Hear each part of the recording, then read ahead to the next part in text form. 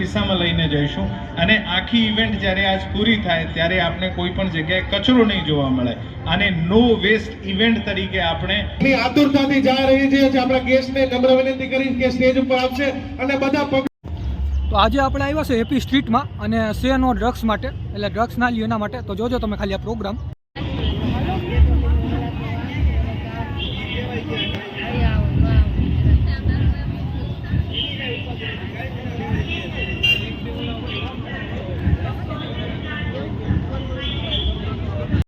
કબડ્ડી રમતા હતા એટલે બાળકોને યુવાનોની એનર્જી ક્યાંક ને ક્યાંક આપણે ચેનલાઇઝ કરી શકતા હતા. આજના સમયમાં ઘરમાં જ્યારે બાળક બેઠું રહે છે અથવા યુવાનો પાસે ફિઝિકલ એક્ટિવિટીઝ નથી, એવા સમયમાં એમની પાસે આવી ઇવેન્ટ કરીને અથવા આવી એક્ટિવિટી કચરો જાહેરમાં નહીં ફેંકીશું. અહીંયા જે ડસ્ટબિન હશે નહીં તો પોતાના ખિસ્સામાં લઈને જઈશું અને આખી ઇવેન્ટ જ્યારે આજ પૂરી થાય ત્યારે આપણે કોઈ પણ જગ્યાએ કચરો નહીં જોવા મળે અને નો વેસ્ટ ઇવેન્ટ તરીકે આપણે આ ઇવેન્ટની ઓળખ સ્થાપિત કરવાની છે. હું ફરીથી કેજે હોસ્પિટલ અને તમામ મહાનુભાવોનો આ ઓપોર્ચ્યુનિટી જવાની જરૂર નથી. એ જ રીતે યુવાનોમાં હું જોઈ રહ્યો છું, સાહેબ અત્યારે ડ્રગ્સની બધા લગભગ બધાએ જ વાત કરી છે. ખુશી મેળવવાના ઘણા રસ્તા છે. ડ્રગ્સ કે તમાકુ કે દારૂ તરફ ન જવું જોઈએ. Thank you.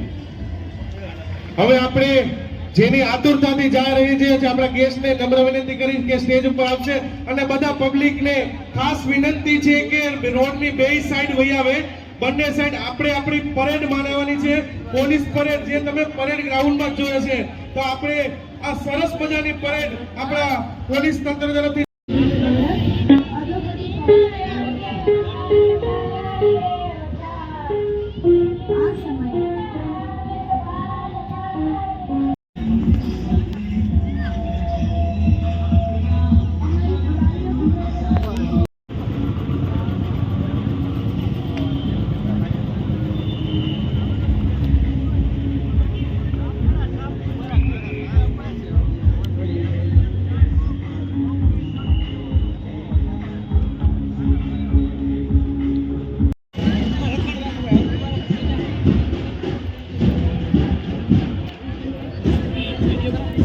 એ બધું ઉતરો.